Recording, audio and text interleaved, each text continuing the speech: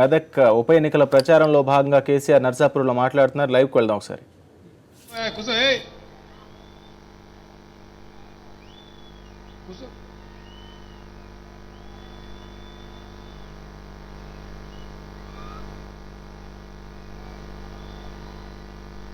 రెండు 2001లో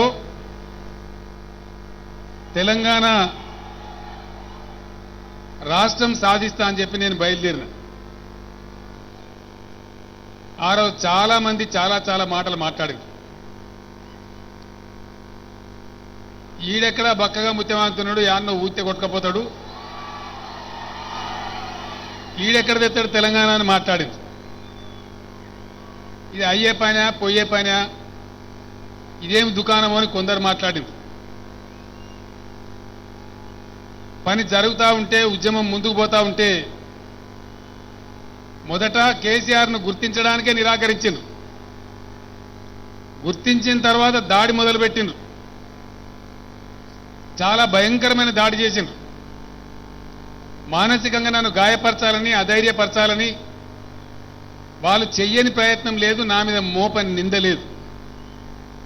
ఏ ఒక్క రోజు కూడా మడమ దిప్పకుండా మీ ఆశీస్సులతోని, మీ దీవెనతోని ముందుకే సాగిపోయినాం. ఖచ్చితంగా నికార్సైన తెలంగాణ రాష్ట్రాన్ని సాధించి తెచ్చి మీకు కట్టంగా ఇచ్చినాం. ఇది ప్రపంచమంతా చూస్తా ఉన్నది, మీ అందరికీ తెలిసిన విషయం. కొంత బాధ కలుగుతుంది, తర్వాత కొంత సిగ్గు కూడా అనిపిస్తుంది.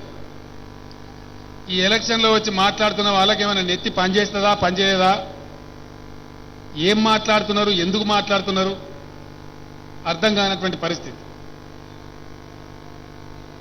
పిసిసి అధ్యక్షుడు పొన్నాల లక్ష్మయ్య మాట్లాడుతున్నాడు. ఏం కాలే 3 నెలలు అంటారు ఆయన.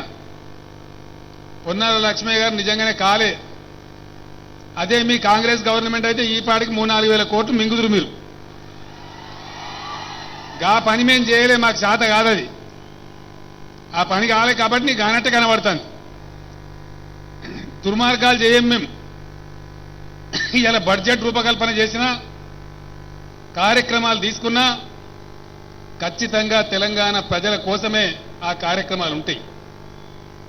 తెలంగాణ ప్రజలు కేంద్ర బిందువుగా, ప్రజా సమస్యలే ఇతివృత్తంగా ఖచ్చితంగా బంగారు తెలంగాణ సాధించే దిశగానే కార్యక్రమం ఉంటుంది తప్ప గత్తరైపోయి బిత్తరైపోయి ఆగమాగమైపోయి కొత్త రాష్ట్రం కొత్తగా ఏర్పడ్డం. ఖచ్చితంగా ఆంధ్రప్రదేశ్ నుంచి వచ్చిన దరిద్రం చాలా ఉన్నది వారసత్వంలో.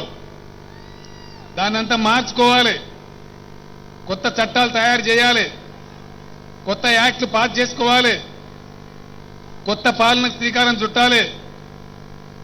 ఇంతకాలం మనం బతికింది ఆంధ్రప్రదేశ్ రాష్ట్రంలో.